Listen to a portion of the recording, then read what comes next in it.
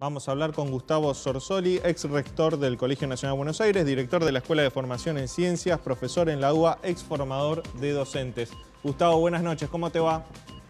Hola, ¿cómo están ustedes? Muy Muchas bien, gracias por la comunicación. muy bien, por suerte. Estamos en una situación particular, Lina lo describía bien, hay voluntad de diálogo, pero dos posturas bastante intransigentes. ¿Cómo se llega a una solución en un conflicto de estas características? Bueno, a ver, este conflicto habitualmente, porque sabemos que todos los años ocurren tomas, ¿sí? Eh, Termina no resolviendo la cuestión.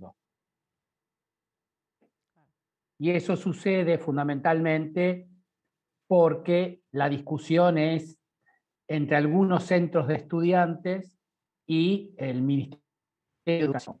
Es decir, el problema no se resuelve dentro de la escuela. No es una discusión, un debate con los actores institucionales, es decir, los docentes, los directores, los chicos y chicas, porque justamente no tiene las facultades para hacerlo, lamentablemente. Entonces, una situación ajena a la escuela que lo que hace es interactuar a los dos extremos del conflicto, a los estudiantes que tienen cierta intransigencia y que dan dato de índole político, y el ministerio, que está en el otro extremo del problema.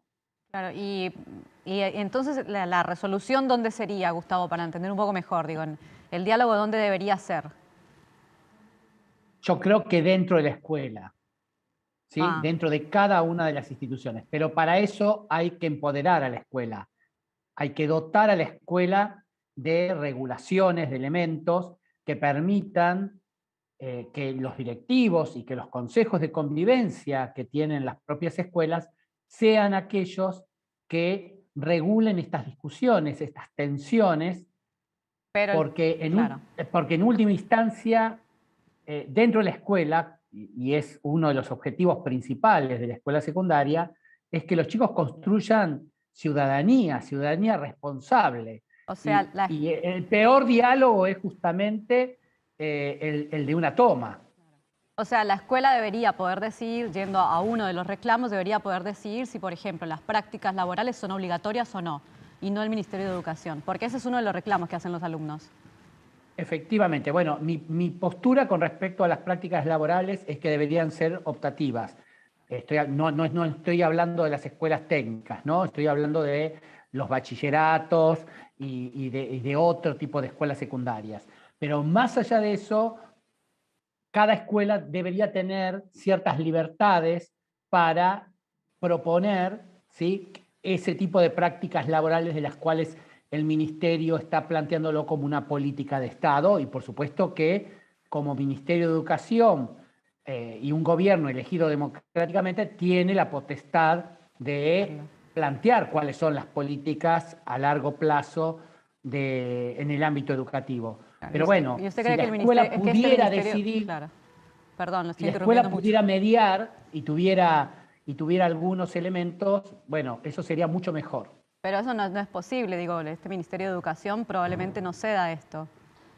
¿Qué No, opina? no, y menos aún en una situación de toma, porque ese es el problema. Justamente la negociación se empantana cuando el estudiantado toma una medida de esta índole, primero de índole ilegal, ¿no? Claramente todos sabemos que es ilegal la toma de un edificio público, pero además es una toma que en algunos casos es de índole violenta, que destruye en algunos casos patrimonio de la escuela. Es decir, es la peor situación para sentarse a negociar. Claro, y sobre todo con los docentes. Nosotros varios de las escuelas que hemos recorrido, los docentes, los directivos, incluso el discurso del vicerrector del Colegio Mariana Costa dio bastantes vueltas en redes, ¿no? Haciendo referencia a que van a tener la suficiente espalda para acompañar si el gobierno porteño toca a un padre, la comunidad educativa o a un docente. A ver, eso es relativo. Ese vicerrector que dio esa arenga en apoyo a los estudiantes también le dio la lista de padres que no había retirado a los estudiantes al Ministerio de Educación. O sea que en última instancia juega 2 puntas, ¿sí? Es decir, apoya a los estudiantes en un sentido, pero luego cumple con su rol como directivo. Es decir, digamos, aquí nadie gana. En una situación como esta, donde hay una toma de por medio, ¿sí? Es poco probable que se lleguen a acuerdos. Esto se debe hacer antes. Es decir, debe haber una instancia de diálogo que puede ser de mucha tensión, de confrontación, pero siempre dentro de la escuela, para resolver los problemas de la escuela, porque cada escuela tiene diferentes situaciones. Además, están tomadas en última instancia el 10% de las escuelas de la ciudad. En las otras seguramente también hay otras dificultades, ¿sí? O sea, y cuando se dice los docentes apoyan a los estudiantes, bueno, eso es relativo. Hay algunos docentes que apoyan a los estudiantes y hay otros que están totalmente en contra. Clarísimo, Lo que Gustavo. pasa es, Nos quedamos lo sin que pasa es tiempo. que se escucha, perdón, sí, me imagino. Nos quedamos sin tiempo, te agradecemos muchísimo el análisis y tu mirada sobre el tema a la que siempre recurrimos. Muchas gracias por esta comunicación, Gustavo. Muchas gracias a ustedes.